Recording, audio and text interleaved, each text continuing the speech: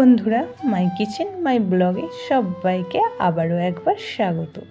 আমি আজকে ভেন্ডির একটি রেসিপি নিয়ে আপনাদের সামনে হাজির হয়ে গেছি। ভেন্ডি তো অনেক রকমভাবেই খেয়েছেন, মুখের স্বাদ বদলাতে একবার বানিয়ে ফেলুন ছানা ভেন্ডি।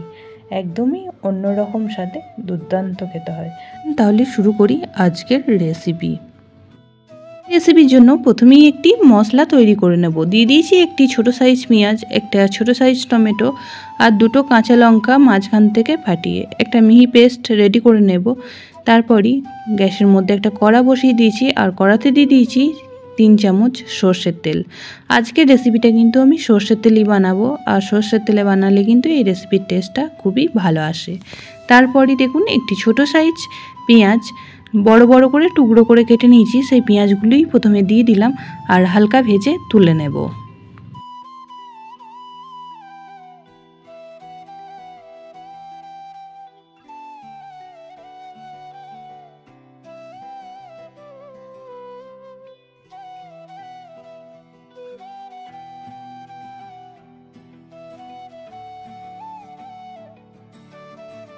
পেঁয়াজগুলি ভেজে নিয়েছি, এবার তুলে নেব।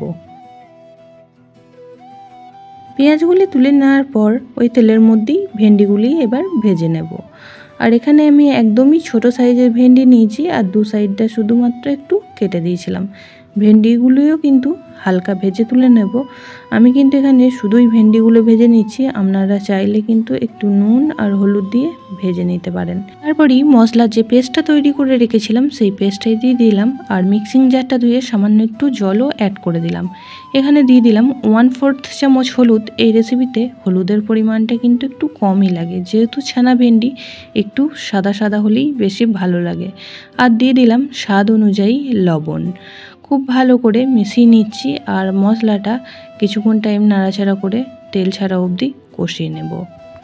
মশলা থেকে তেল ছেড়ে এসেছে, এই পর্যায়ে ভেজে রাখা ভেন্ডিগুলি অ্যাড করে দিচ্ছি। মশলার সাথে ভেন্ডিগুলি নাড়াচাড়া করে খুব ভালো করে আবারও কষিয়ে নেব।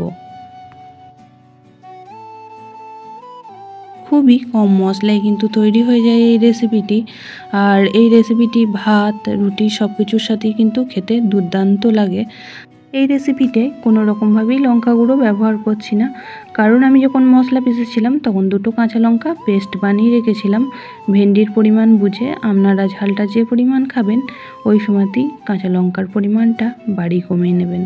মশলার সাথে ভেন্ডিটাও খুব ভালো করে কষিয়ে নিলাম। এবার এখানে দিয়ে দিচ্ছি পরিমাণ মতন জল। এখানে কিন্তু জলের পরিমাণটা খুব একটা বেশি প্রয়োজন হবে না, কারণ এই রেসিপিটি একদমই শুকনো শুকনো হবে। আর এখানে আমি কিন্তু 1/2 কাপ মতন জল অ্যাড করে দিয়েছি। খুব ভালো করে নাড়াচাড়া করে নিচ্ছি। আর এখানে কিন্তু কোনো রকম লঙ্কার গুঁড়ো ব্যবহার করিনি, টমেটো পেস্টটা দেওয়ার জন্য কালারটা কিন্তু এইরকম এসেছে। খুব ভালো করে নাড়াচাড়া করে নিলাম।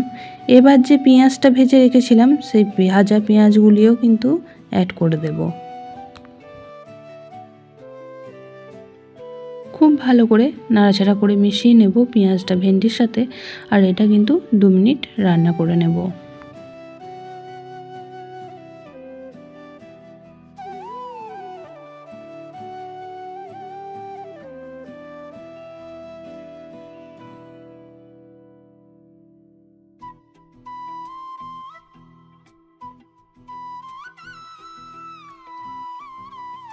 দুই মিনিট পর ফিরে এলাম। এবার অ্যাড করে দেব ছানা। এখানে আমি 2 চামচ ছানা নিয়ে নিয়েছি, আর এখানে ভেন্ডি যে পরিমাণ নিয়েছিলাম সেই পরিমাণ মতন এখানে 2 চামচ ছানা দিয়ে দিলাম। আপনারা চাইলে ছানার পরিমাণটা বেশি কম করে দিতে পারেন। তারপরই খুব ভালো করে একবার নাড়াচাড়া করে নেব। আর এই ছানাটা দেওয়ার কারণে কিন্তু এই রেসিপির টেস্টটা দুর্দান্ত হয়। পুরনো বন্ধুরা পাশে থাকার জন্য অনেক অনেক ভালোবাসা। নতুন বন্ধুরা যারা চ্যানেলে ভিজিট করছেন, চ্যানেলটি এখনও পর্যন্ত সাবস্ক্রাইব করেননি, তাদের কাছে অনুরোধ রইল চ্যানেলটি সাবস্ক্রাইব করে পাশের বেল আইকনটি অল করে দেবেন। তাহলে আমি যখনই কোনো ভিডিও দেব নোটিফিকেশন আপনাদের কাছে পৌঁছে যাবে। 3 থেকে 4 মিনিট নাড়াচাড়া করে নিলাম। একদমই রেডি হয়ে গেল আমাদের আজকের রেসিপি ছানা ভেন্ডি।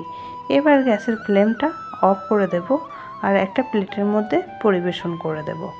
আজকের রেসিপি কেমন লাগলো অবশ্যই কমেন্ট বক্সে জানাবেন।